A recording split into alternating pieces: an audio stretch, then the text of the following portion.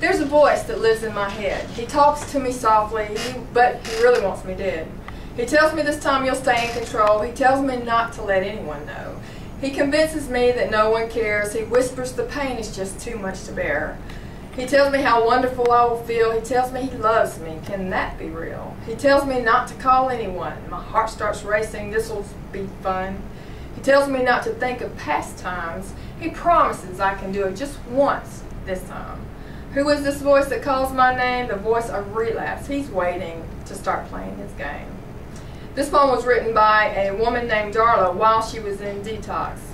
And I think we can all identify with that voice. I know I've heard it in my own head. I've been sober from alcohol addiction since November 24th, 2009. I've not had a relapse this time, but I've been fighting alcoholism for 25 years. I know about relapse. Having a lapse in recovery is not the same thing as a relapse. If you slip and fall, you can get back up. Today I'd like to share with you some information about relapse, what I believe it is and what it isn't. Researchers have traditionally defined relapse as any return of the problem behavior after a period of initial abstinence. A single brief slip is considered a full-blown relapse, an end to your sobriety. One drink, one hit. From my own personal experience, it's helped me to view relapse in a different way. Let me give you an example of what I mean. A gentleman named Pamal Samov wrote an article titled "The Bananas of Slip, Lapse, Relapse Prevention," in which he uses a banana peel metaphor to illustrate lapse versus relapse. Say you're walking down the street, you slip on a banana peel. You throw your arms up in the air and wiggle your body around trying to catch yourself, and you don't fall. You're able to regain your balance. That's called a slip. The next time you step on the banana peel, you lose your balance. Throw your arms in the air, twist your torso, but you can't get your balance, and this time you fall. That's a lapse in sobriety. As you try to get back up, you might fall again, and not get back up. Now this is the relapse, when you stay down, returning to the original level of using. The initial slip occurs when your mind starts craving that drink, that hit, that pill. A lapse is when you slip and have one using episode. Now that could be using one time, or it could be using for maybe a couple of days. Many people give up right there, believing they have relapsed. There's no hope. I don't believe that's true. You can reestablish abstinence. A lapse can actually serve to strengthen your recovery if you use it to identify areas of weakness and work toward solutions in different behaviors. Let's take a look at what some research studies have to say about relapse. Dr. James McKay and his colleagues at the University of Pennsylvania found that women are more likely than men to report negative emotions and interpersonal problems before they relapse. According to researchers Marlott and Gordon, these negative emotions are depression, loneliness, anger, frustration, boredom.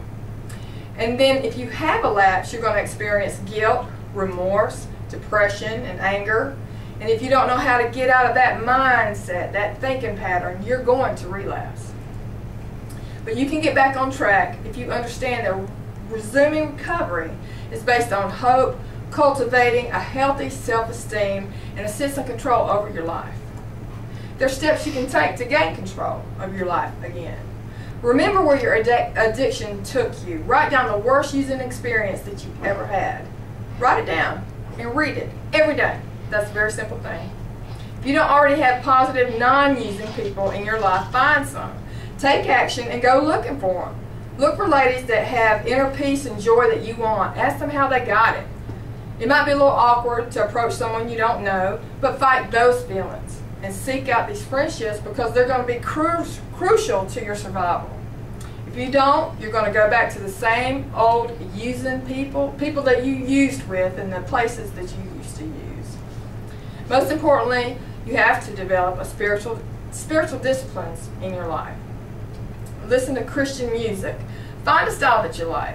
Listen to sermons. They're on the radio. Everything is on the internet now. You can find anything that you want. Read devotionals, spiritual enlightening articles, books, recovery material. There's even audiobooks you can listen to. And you can find all of this at the public library. So there's no excuse for not being able to get to it. It's up to you to establish the new patterns in your life. You know that if nothing changes, nothing changes. If you do have a lapse, remember that yesterday's gone, today's here. You can get back up. You can. Try to be kind to yourself. Ask for help. You can drown in a sea of regret, or you can remember that you're just learning how to swim. This is your life. If you don't like the one you got, get a new one. With help, you can become the best version of who you were meant to be. I know you can do it. I know you can. Because I did it. I'm doing it. And if I'm doing it, you can do it too. Thank you. Yeah.